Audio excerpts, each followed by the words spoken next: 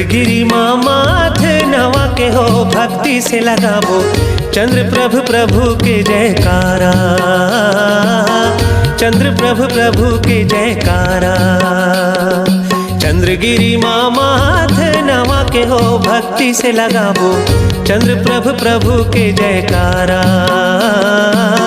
चंद्र प्रभु प्रभु के जयकारा।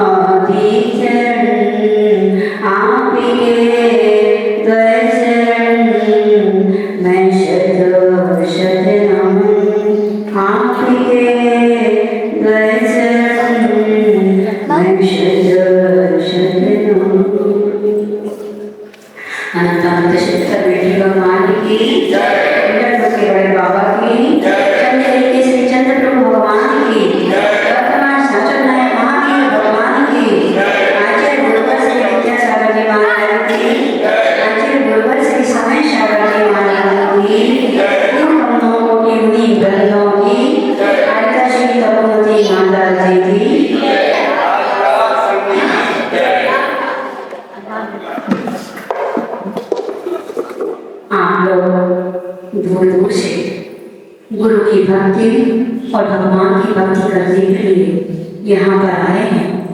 यदि आपके जीवन में गुरु भक्ति और प्रभु भक्ति नहीं होती तो शायद आप चंद्रगिरी नहीं आते, लेकिन गुरु भक्ति देख कर ही आप यहाँ आए हैं। भगवान तो बहुत जगह मिल जाते हैं, मंदिर भी बहुत जगह मिल जाते हैं। मुझे शायद लगा आप गुरु चरणों में इसीलिए आए हैं कि एक बार गुरु चरणों में हम रस ले लें, उन्हें नमोस्तु कर लें, उनकी परिक्रमा लगा लें। ऐसे ही हमारे जीवन में भक्ति होनी चाहिए। यदि हमारे जीवन में ये भक्ति नहीं है तो कोई काम की नहीं है। लेकिन देखा जाता है लोग क्या करते हैं, देव पूजन नहीं करके क्या करते हैं, डॉक्टर की पूजन करते हैं। देव पूजन गुरु पास स्वाध्याय संयम तपा ये संस्कार आवश्यक आए हैं, उसमें देव पूजन तो ना करके लोग डॉक्टर की पूजन कर लेते हैं। और क्या करते हैं, मंदिर की परिक्रमा नहीं लगा करके हॉस्पिटल की परिक्रमा लगाते रहते हैं। मंदिर की परिक्रमा लगाने में क्या करेंगे, अरे एक लग गई, दो लग गई, तीन लग गई, लेकिन हॉस्पिटल की परिक्रमा जब तक डॉक्टर नहीं मिलेगा तब तक परिक्रमा हम लगाते रहते हैं। और क्या करते हैं, अपने जीवन में गुरु उपासना तो कम कर पाते हैं, क्योंकि गुरु हर जगह गुरु नहीं दिखते हैं। वो तो बुंदेलखंड है, तो बुंदेलखंड में जगह जगह गुरु मिल जाते हैं। तो गुरु की सब गुरु की कृपा है कि वो गुरु की उपासना तो हम नहीं करते हैं, लेकिन टीवी की जरूर उपासना, मोबाइल की उपासना हम कर लेते हैं। तो बंधु अपने जीवन में हमें क्या करना चाहिए, हमें वो करना चाहिए कि हम गुरु की उपासना, प्रभु की उपासना,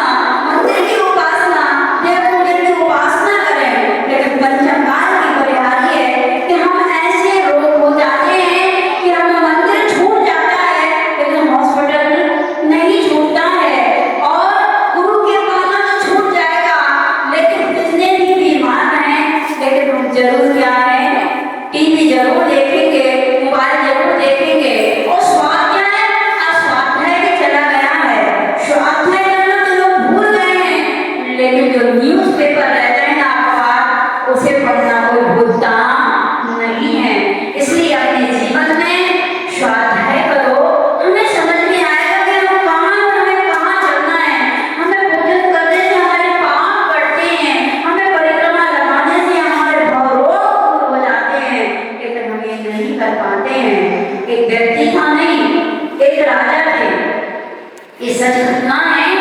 एक राजा मैसूर के थे, उनका नियम था वो भोजन नहीं करते थे, लेकिन जिस समय अभिषेक होता था उस समय बहुत अच्छे से वो देखते थे और वो गंगोदक को, वहाँ दक्षिण में एक ऐसी परंपरा है शायद कि वो गंगोदक को पीते हैं, अपने हाथ से लगाते हैं लेकिन वहाँ पीते हैं। तो मैसूर का वो राजा था, रोज आता था दर्शन करने के लिए और रोज पुजारी से क्या गंगोदक मांगता था कि भाई मुझे गंगोदक दे, और जब तक वो गंगोदक नहीं लगा देता था जब तक वो मंदिर से वापस राजा नहीं जाते थे। एक दिन क्या हुआ, राजा तो राजा होते हैं, तो कोई उनके यहाँ कोई एक द्वेषी राजा था, उससे द्वेष करता था, तो वो खोजबीन करता था इस राजा का काम तमाम कब मैं करूं, बस यही करते में ये सारे होना जाता था। अब हुआ ऐसे कि वो जो राजा था सब उपाय उसने ढूंढ लिया, लेकिन उसे कोई उपाय, क्योंकि वो प्रभु भक्त था, गुरु भक्त था, तो सब उपाय ढूंढने के बाद भी क्या है वो बच गया। क्योंकि कहा गया है कि जितने तारे गगन में, जितने तारे गगन में उतने शत्रु होए और गुरु कृपा रही तो बात न बाका होए। यदि गुरु कृपा रहेगी जीवन में जितने भी शत्रु हो जाएंगे लेकिन उसका बात बाका होने वाला नहीं है। ऐसे ही उस राजा का गुरु कृपा थी, प्रभु कृपा थी, क्योंकि वो रोज मंदिर आता था और गुरुओं के दर्शन करता था। तो हुआ ऐसे, वो जो द्वेषी राजा था वो पुजारी के पास आता है, पुजारी से कहता भाई राजा तुम्हारे पास रोज आता है, आखिर वो करता क्या है यहाँ पर, उन्हें क्या करता है, दर्शन करता है और मेरे से गंगोदक मांगता है, उस गंगोदक को लेकर के वो पी लेता है, यही करता है। तो रे भाई मैं तुम्हें बहुत पैसा दूंगा, इतना पैसा दूंगा कि तुम एक काम करो, उस गंगोदक का थोड़ा सा जहर पिला। उसने कहा नहीं मैं ये काम नहीं कर सकता। बोले नहीं भाई तुम्हें करना पड़ेगा। बोले कुछ भी हो जाए लेकिन प्रभु का गंध गंगोदक जो जलता हुआ प्रभु के क्या मंत्रों के द्वारा और शरीर से जो निकला है वो गंगोदक हो गया है, मैं उसमें कभी भी जहर नहीं मिला सकता हूँ। उसने बार बार कहते हैं ना, जो व्यक्ति को बार बार कहा जाए तो व्यक्ति को भी लोभ में आ जाता है, और वो जो पुजारी था वो लोभ में आ गया, क्योंकि राजा ने कहा था तू जो पुजारी नहीं कर रहा है ना तू बहुत अच्छा बन जाएगा, तू मेरी बात मान ले। उसने बात मान ली और उसने क्या किया, जिस समय राजा आए, मैसूर के राजा, ये सबसे घटना है बंधुओं कि जब मैसूर के राजा आए तो जब राजा आए तो उन्होंने उसमें जहर मिला दिया, और जैसे ही जब वो राजा गंगोदक लेने के लिए हुए, क्योंकि उसे गंगोदक का बहुत श्रद्धा थी। गंगोदक एक ऐसी चीज है बंधुओं, कहते हैं यही जो 700 मुनि राजों को, कौन के लिए, श्रीपाद नैना सुंदरी ने जो भक्ति की थी, प्रभु भक्ति की थी, और उसके जीवन में गुरु भक्ति भी थी कि 700 मुनि राजों के इस गंगोदक मात्र से सिद्धि चक्र विधान करती थी, और विधान करने के बाद उनने जो गंगोदक छिड़का उससे क्या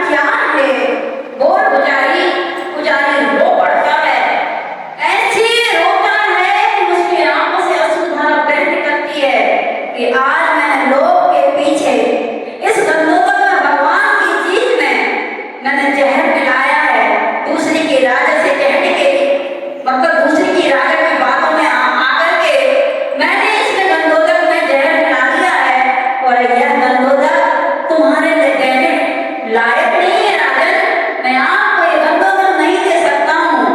राजा ने सोचा ये गंधोदक है, ये जहर नहीं है। ये क्या है? गंधोदक है, ये जहर नहीं है।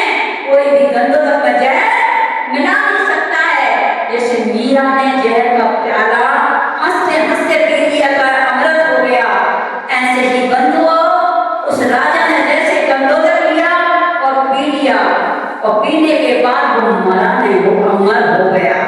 क्यों हुआ? तो इसके जीवन में गंधोदक के प्रति इतनी भक्ति थी कि जब तक वो गंधोदक ना लगा ले तब तक उसका मन नहीं मानता था। वो हार गया राजा, 3 साल राजा हार गया, लेकिन ये जो मैसूर का राजा था वो जीत गया। क्यों जीता? क्योंकि जीवन में प्रभु भक्ति और गुरु भक्ति होगी तो बाल ना बाका कोई, हमारा बाल बाका करने वाला कोई था ना रहेगा। इसलिए बंधो हमें अपने जीवन में प्रभु भक्ति और गुरु भक्ति जरूर होनी चाहिए। एक बार आचार्य श्री जी के पास एक कवि बोल रहा था कि मेरे जीवन में 2 चीज बहुत महत्वपूर्ण है। कवि ने बोला मेरे जीवन में 2 चीज बहुत महत्वपूर्ण है, एक ज्ञान और एक विज्ञान। जब आचार्य श्री जी का नंबर बोलने के लिए आया तो आचार्य श्री जी ने भी कहा कि मेरे जीवन में भी 2 चीज बहुत महत्वपूर्ण है। वो कौन सी है? एक प्रभु और एक गुरु। प्रभु और गुरु यदि 2 हमारे जीवन से निकल गए बंधुओं तो आगे हमारे जीवन का क्या होगा? इसलिए प्रभु ही हमें बहुत आगे बढ़ा देते हैं, और प्रभु नहीं बढ़ा पाए, प्रभु तो बोल नहीं पाते हैं। तो जीवन में गुरु की वो महिमा होती है बंधुओं कि कहां से कहां ला करके वो बिठा देते हैं। ये गुरु महिमा अपने जीवन में आ जाएगी तो हमारा जीवन वास्तव में आप लोग देख रहे होंगे चंद्रगिरी में सामने बाबूजी भी बैठे हुए हैं, उनकी गुरु महिमा देखो कि मैं यहाँ पर जब आई थी ना बहुत पहले, जब मुझे शिखर जी जाना था, यहाँ कुछ भी नहीं था। साथ में 2007 में जब मैं यहाँ आई थी ना तो यहाँ कुछ भी नहीं था, यही धर्मशाला टूटी फूटी थी और यही हम लोगों ने आहार किए थे, कुछ भी नहीं था। लेकिन आज बाबूजी से पूछो और यहाँ पर बैठी है जो भाभियां हैं और बहनें टूटी हुई है, वो भी देख रही है कि उसकी जब शादी हुई होगी कि यहाँ पर कुछ नहीं था। लेकिन प्रभु और गुरु की महिमा करने से बंधु ये दिन दुनी रात चौनी ये क्षेत्र की उन्नति हो रही है। सिर्फ किस वजह से?